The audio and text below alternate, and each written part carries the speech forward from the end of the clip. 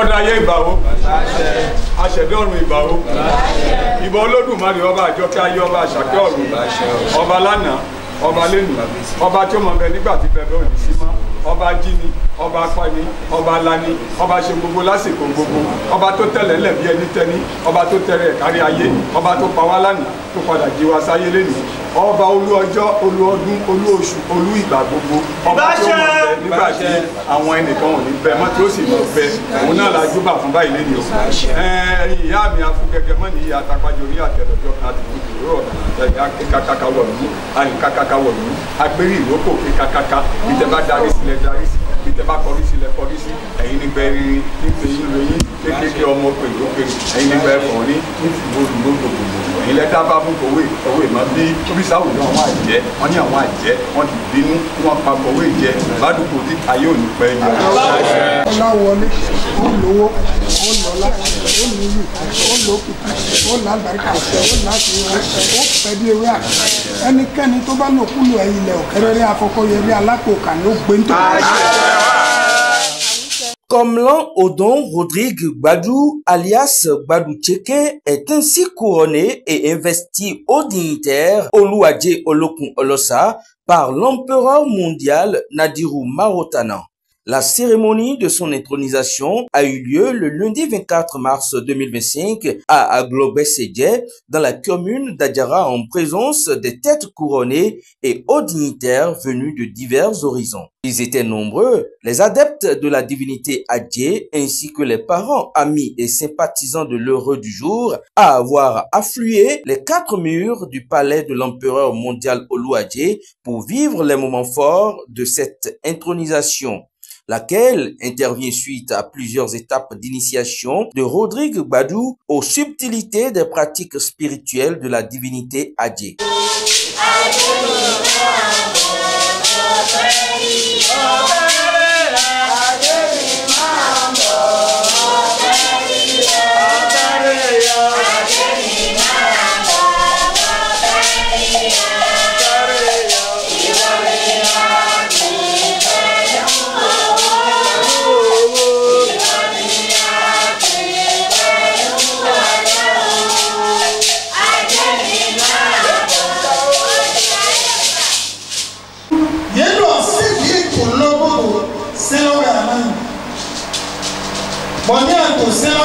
Senona nawe kwe ena omuko nawe ena gbapwe nawe ena nawe adigo amo mede nawe to nawe do itewe anyi pazi koroju bo akon etita bo do yemu no do mo eso ba ide bo do yemu no do mo uwe anawa do we azikoroju ye ena do sisi na azikoroju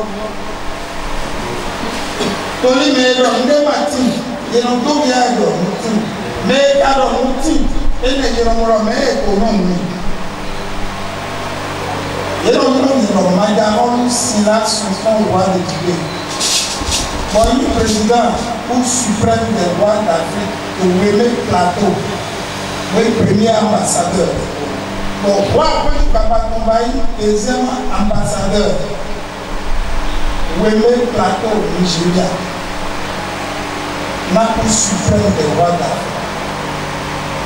Maoué carrossé mais d'autres mais Kodo allié moitié et l'écho. Parce que nous avons un autre déwé. Bon, vous avez un autre déwé à Manaï Djébé et l'homme. Vous avez un autre déwé moitié, caca moitié Djébé. Vous avez nous, esprit de l'enfant, en quel de Togo de l'enfant, vous vivez tout et l'enfant. Parce que dis donc, vous vivez tout et nous tout et l'air. Yémani Manaï Manaï Djébé. Akato kanu to ebe to eto achezida lo mena muti tande araba yo yo arate bobo hen to inato webe mahano hen lo ni to klako to hen lo mi dai yewe na bai to kaka bo hen lo na je troji yera mo sisi to bo mo me ma te truna bai sheshe bodu mi to mu me se mi to le yera mo ro de to yego adigore to yego menele na je ko oji flebe akunele konako ni mere dro mi me dro la do ministre quoi y'a quoi mais la ministre alors a mis au point ton petit galon pour drainer mieux drainer et à mi kodo asi ayobo ni sabe ya kansa Allah wari lórúkọ tá ń pè fa Allah waka lórúkọ tá ń pè sodara ni aratiti oni ogbeun parosi lórúkọ tá ń pè ìyá mi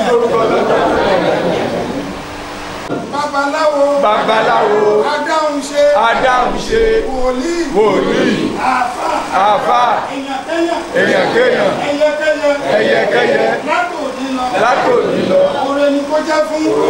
Désormais investi du pouvoir d'officier à la tête des adeptes et autres dignitaires Oluwadje d'Apro-Misrité, l'homme a subi d'énormes épreuves spirituelles avec bravoure pendant 7 jours d'internement. Aguerri et pétri d'expérience en la matière, le tout nouveau haut dignitaire Oluwadje Olokun Olosa d'Apro-Misrité se veut reconnaissant et témoigne de sa maîtrise des défis liés à ses responsabilités. Je suis Badou Rodrigue, alias Badou Tchéké.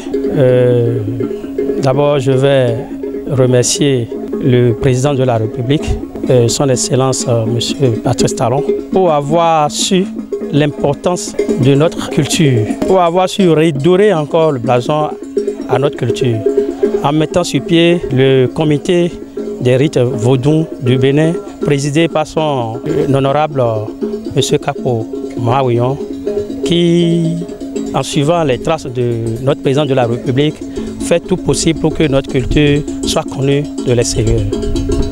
Aujourd'hui, nous sommes ici dans le cadre de l'association socio-culturelle Adje Olokun Adje Olosa. Adje Olokun Adje Olosa, présidée par son éminence, l'empereur mondial Nadiru Marutara, qui a su gérer, qui a su révéler Adje Olokun Olosa, qui aujourd'hui est connu un peu partout dans le monde entier. Adje Olokun est déjà en Amérique. Nous avons une autorisation nationale et internationale. Donc c'est ce que veut le président de la République, que les fils et filles du pays puissent valoriser nos patrimoines culturels à travers le monde. C'est pour cette raison qu'aujourd'hui nous sommes là, pour le couronnement de la majesté Adje Olokun Olosa, socio-culturel de Misrité, aujourd'hui, qui a été choisi par l'oracle en ma personne. Donc je remercie tous ceux qui ont œuvré à ce que ce processus-là aboutisse. Je remercie surtout notre empereur qui est en train de faire tout possible pour la valorisation de notre patrimoine culturel. Je remercie son staff et je remercie aussi Sa Majesté Otun Adje Olosa d'Avrancourt. Je viens d'après eux. C'est eux qui ont été installés et moi je suis le pas. Je les remercie aussi pour leur contribution. Et ils ont veillé à ce que le processus aboutisse et aille jusqu'à son terme. Je vous remercie aussi, vous les journalistes, les parents, les amis qui ont fait le déplacement aujourd'hui pour venir assister et témoigner de l'événement que Adje nous comble de toute grâce. Satisfait de l'heureux aboutissement du processus de couronnement de Rodrigue Badou en tant que haut dignitaire Oluwadje, l'empereur mondial Nadiru Marutana dit ne pas douter de sa capacité à exercer vaillamment les nouveaux pouvoirs qui lui sont conférés. Merci Dieu, nous avons fait l'intronisation de Sa Majesté Oluwadje Olokun Olosa de Misrité, qui a déjà été au couvent depuis 7 jours pour ces cérémonies, et nous remercions Dieu, les mains de nos ancêtres, qu'il est sorti en vie aujourd'hui, et c'est aujourd'hui qu'elle a pris sa couronne comme Oluwadje de Misrité. Selon moi, les divinités sont contents, et lorsque les divinités sont contents, tout le monde doit être content. Je passe directement par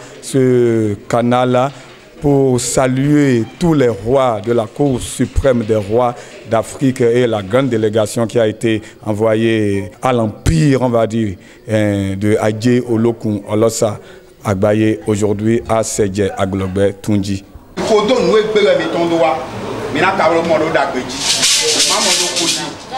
mozo azoji e nye tu de me bo moto bodo ko ba bodo nu teme wa mi le so wa de me Timi to ma koche, atimi to ma koche, tomi to ma koche, tomi to ma koche. Do kukwe na mi, bodo kukwe, bodo ndu biomi kan horo mi ne do kan horo me. Me de so do gbe na mi, bodo ndu biomi mi ne do kan horo me. Torí mi no fe ayon le, bodo ni na nu e mi adu e pe, bo na mi so ton, ma o na de ke de mi adu e pe, bo adu so e ma ba koko. Nu e de ka jora zena mi tre kan ma di ko e mi ton, ma di le pepe mi ton. Hier ici nous jouons Béami. Tori Yankabi est ici d'office, ma ton quoi pays. Au ganché Nandiou, et ma sort ton quoi pays. Mais Jonas c'est quoi ya qui est Konami. Et ma carrière d'or, et le moto gomi, anti accord au Konogon. Et Konodo mettez respect d'Ado à notre aide. Pour des dossiers de toi et la mort à Holo et défilé. Quatier ton coup. De moi. Plaqué et do alors. De monde et parti qu'on peut les primer mais mi afficher le moto miton et ma do moto mi trofie be agera holami et mi so go e na jeji we so mi na mi kwa che poro e na je moto miton go ebe L'ambiance sur les lieux témoigne du succès éclatant qu'a connu l'événement. Les rois et autres dignitaires ayant pris part à cette cérémonie vantent les mérites de l'élu du jour tout en le couvrant de prières et de bénédictions. Madjaholu Sila Souton, roi de Djibé, Mbayaholu Djibéton, Boyi premier ambassadeur du coup suprême des rois d'Afrique, de Weme Plateau, Bion Nigeria.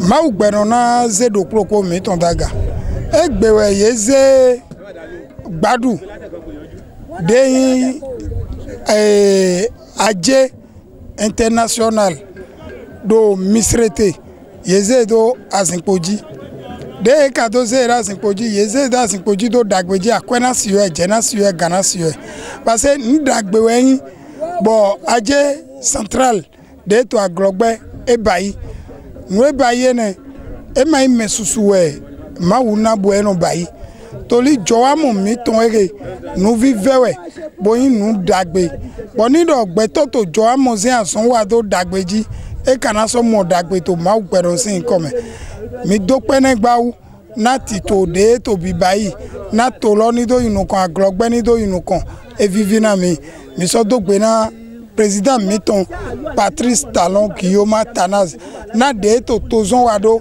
boto ali baido boto tolo jirado boto nu dagbele baido to tolo me e vivi na mi town na son de so to wiwa do aholuzi alijidi boye reconnaître aholu le e vivi na mi town. M'appelle Sa Majesté Mito Akplogan Tchédi Kanhoronu. Je suis le président des cultes et des religions endogènes du département de l'Ouémé. J'ai un ami que tout le monde appelle Gbadou Tchéké. C'est lui qui m'a invité pour vivre l'événement qui se produit aujourd'hui. C'est en ces qualités que je suis venu. Mais quand je suis venu, j'ai trouvé grandiosement ce que je n'y attendais pas. Voilà l'objet de ma présence à cet événement. Le monde dans lequel nous sommes aujourd'hui, c'est ce qui est venu de soi à la naissance, c'est cela qui se produit. Et il n'est pas venu ici pour chercher. Tout ce que je veux dire, Dieu le Père Céleste l'incarne. Et il a déjà fait. Et qu'il soit épargné de tous les dangers du ciel et de la terre. Et que sa petite famille, ses amis, que cela puisse quand même les arranger tous. Et qu'il soit protégé de part et d'autre pour qu'ils ne disent pas demain. Et pourquoi je me suis mêlé à ceci. Ma prière est qu'il puisse dire s'il savait, il allait faire cela depuis fort longtemps. Et en tant que président communal de la ville de Porto-Novo, de Culte religieuse de la ville de Porto-Novo, et nous sommes un peu surpris par rapport à l'ambiance que nous venons de voir ici. Et on n'imaginait pas, et tel qu'ils l'ont dit, que la cause de pourquoi on est venir ici soit vraiment une bonne pour notre frère Badou Tchéké. À Dandono Charles, on a Dandono Charles. Badou Tchéké, Penji Gantiwe. Pour nous Gantiwe, Badou, nous, quand on a Wawe. Tu as un ablo, votre y a retrouvé un grand cordon, nous, quand on t'éblo. Badou, nous voyons, il y a un zé à force de coup, domiton, et un zomboa, pour tout Penji Gantiwe. On a un tomé d'io, nous, et Jacho, et Djerongbe, Cambribo. Nous, mais c'est un rentré. Nous, quand on a tini, un atchien de Kolo Comiton, nous, à la FIA.